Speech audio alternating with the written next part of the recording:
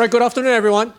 First, thank you very much to the organizers for the invitation to speak, and congratulations to NHRI for your 30th anniversary.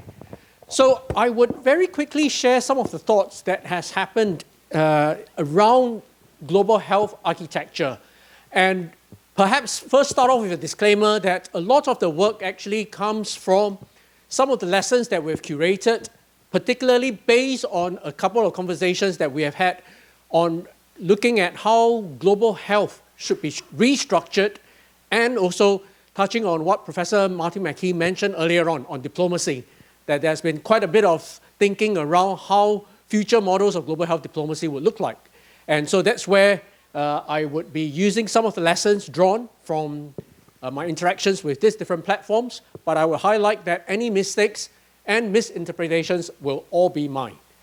So I'll very quickly just share, I think earlier on, Professor McKee did talk about the way decisions are made. But I think if we look at the world order since the end of the Second World War, the world actually created a few organizations to make decisions. Of course, first the UN system in 1945, as well as the Bretton Woods institutions looking after finances, the International Monetary Fund, as well as the World Bank.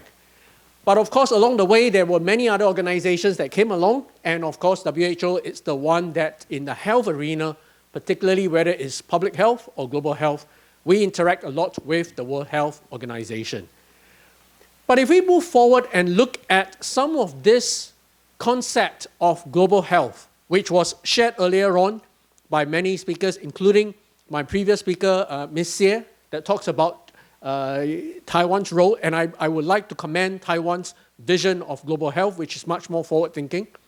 I think the traditional model of global health and international health has been shaped by a few problems.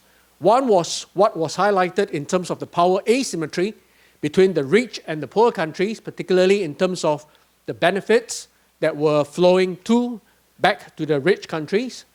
There was also a problem of suppressing local knowledge.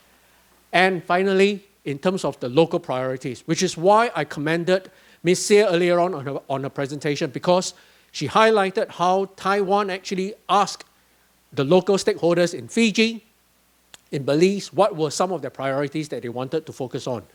And even when we start thinking about some of the agenda setting by the donor organizations or by the philanthropy, they tend to be focused on malaria, tuberculosis, HIV/AIDS, which to many countries that were receiving those benefits, those were not necessarily at the very top of their local priorities.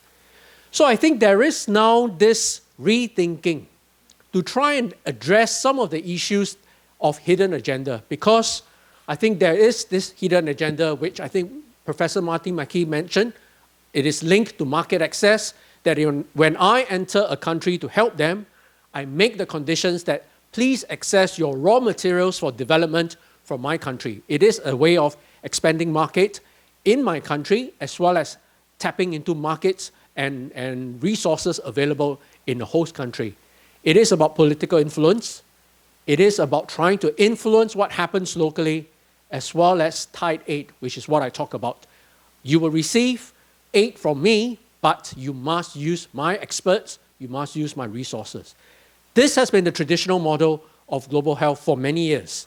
But I think in the past decade, there has been a call to decolonize global health, to which this decolonization is matched by a few change or shifts in the way we think and the way we make decisions. The first is in terms of we respect what the domestic needs are, and actually I don't come in with an agenda on financing HIV/AIDS, but I ask, in your list of priority, what is most important to you? You could perhaps mention, I need to strengthen my health information system. So understanding what are the local domestic priorities. Focusing also on capability building across multiple problems. Some of the capabilities that you build, for example, the health information system that was shared earlier on, it doesn't matter whether it is an infectious disease, or diabetes, breast cancer, and so on. It extends across multiple diseases. That is what we mean by horizontal building, because it means you strengthen the system to tackle multiple problems. it is also understanding that the leadership does not necessarily come from global north, and with no disrespect to our colleagues from Europe, doesn't come from Europe, Brussels, Geneva, DC in North America, but it comes perhaps also from other parts of the world, and also respectful capacity building. I will define what respectful capacity building is in a bit later on. And this bit about strengthening local communities. I think if we look at some of the problems that we have had in the past 10 months, it is very clear that there is a shift happening, and it's not just happening in the United States. Some of the withdrawal of financing aid has actually happened even before the US decided to take strong actions or strong measures. Because even in data from the World Bank, it was very clear that this decline in global health aid in official development assistance started even before COVID-19 happened. But countries increasingly are making decisions that benefit themselves first. That is the definition of nationalism. But at the same time, politicians are starting to make decisions that ensure that they get voted in for the next electoral cycle, the next 4 to 5 years. So this is the part about short-termism. If countries are, the leaders of the countries which are voted by the people are making decisions that are short-term, what happens to the long-term investment that is needed to protect against non-communicable diseases, against cancers, against neurodegenerative disorders? That happens much later on. So I started off as a mathematician, so I look at this from a mathematical perspective. You have a formula that says my country and my people first. You add that to a priority. If I'm the ministers or the president or the government, that I want to make sure I win the next election first, you would realize that a lot of the decisions will prioritize national interest rather than global needs and global responsibility. And earlier on, there was a call out by Professor Vincent on the pandemic agreement. And this is where I will use the pandemic agreement to highlight this dichotomous or this dilemma between national interest versus global responsibility. So while we hear that the pandemic agreement has been agreed upon by the countries in WHO, there is one crucial part, which is the pathogen access and benefit sharing annex that has not been approved yet. And the whole agreement doesn't really count unless the PAPS annex is approved and ratified. Now, what is the problem with this particular annex? It actually calls out the responsibility that countries need to take on, not just the low and middle income countries, but also the high income countries.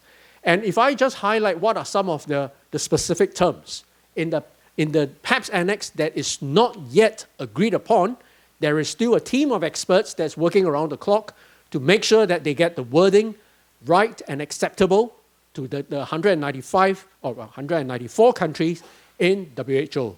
It says that you must, as part of the PAPS annex, build a system for the rapid and timely sharing of materials and sequence information on pathogens with pandemic potential.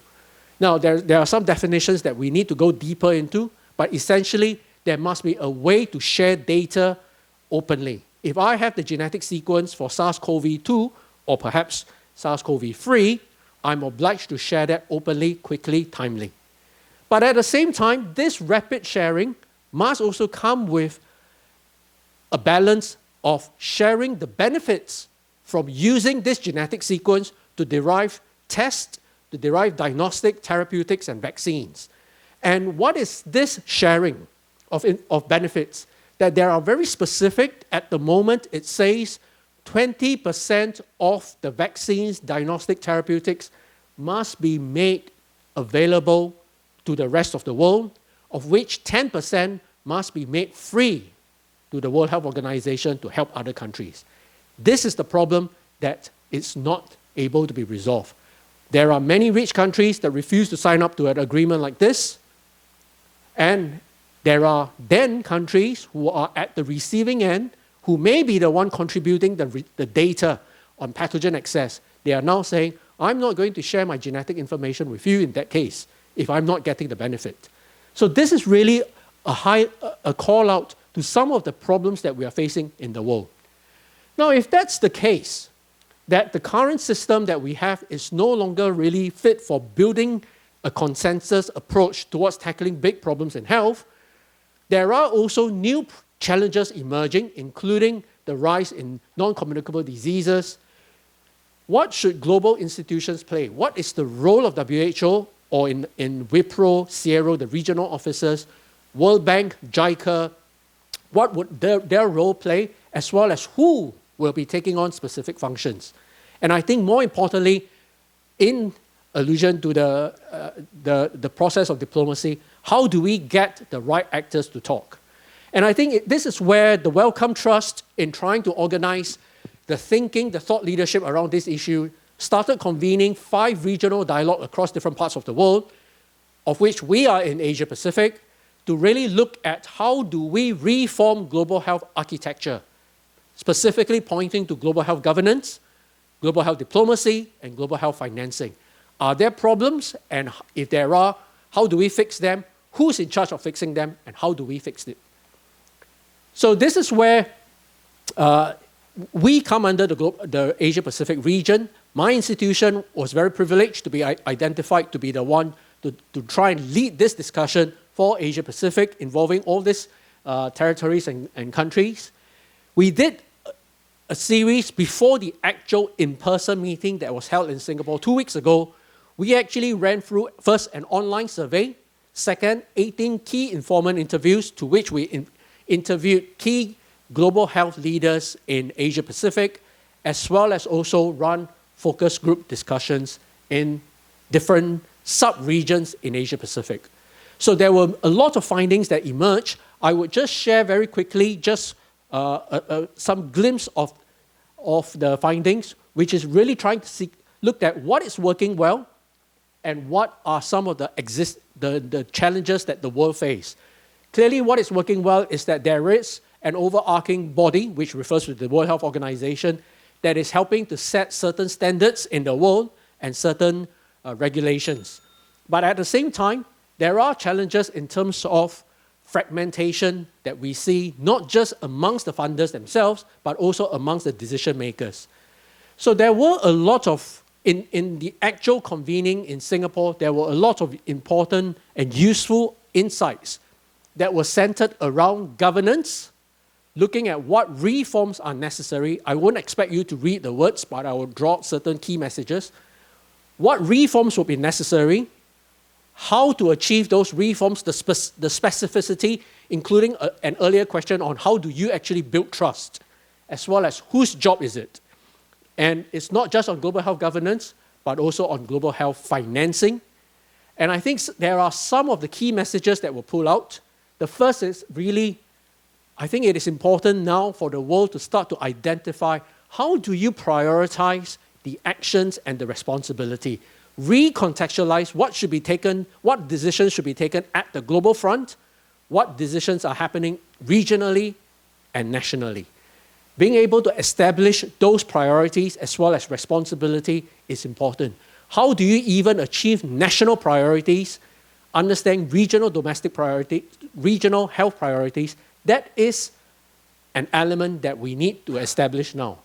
And I think this is where, in the country that I come from, Singapore, we just put together a draft global health strategy in terms of what Singapore's role in terms of this new world that we are faced with.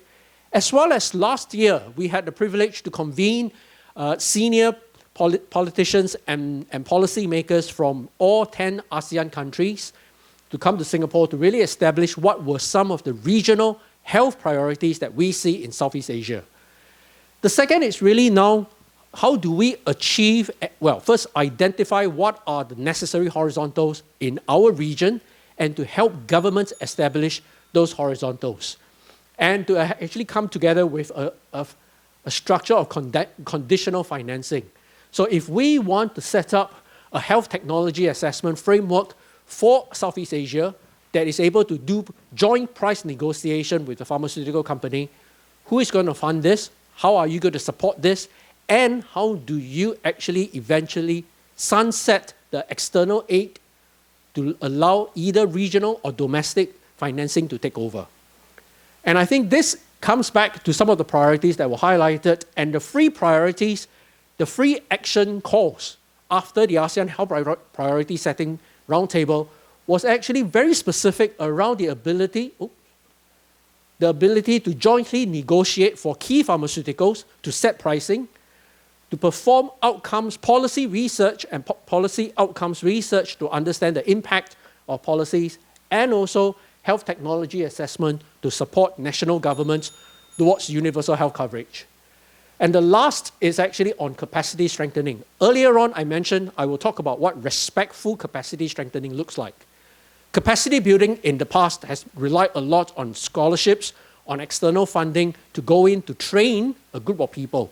But the question now is, the short-term strategy perhaps would still apply accordingly, but are investments, are donors, funders actually funding capacity strengthening of local institutions such that you are no longer just training people to do the work, you are training local institutions to train their own people to do the work in future. And I think that's a model of rethinking about what capacity strengthening will look like. So with that, I will just end off with a call to action for academia, because many of us would come from university. I see these 5 roles to be what universities must play in the stage moving forward in global health and also your domestic local public health. And I'll also end off because I know after this we have a panel discussion to talk about Taiwan's global health strategy. And I see perhaps 5 questions that we can start to think about, including why should a country like Taiwan invest in global health? What is in it for Taiwan? Who you want to influence? What are the strategies that you would apply to a global health approach in other parts of the world? So with that, I will just end off and thank everyone.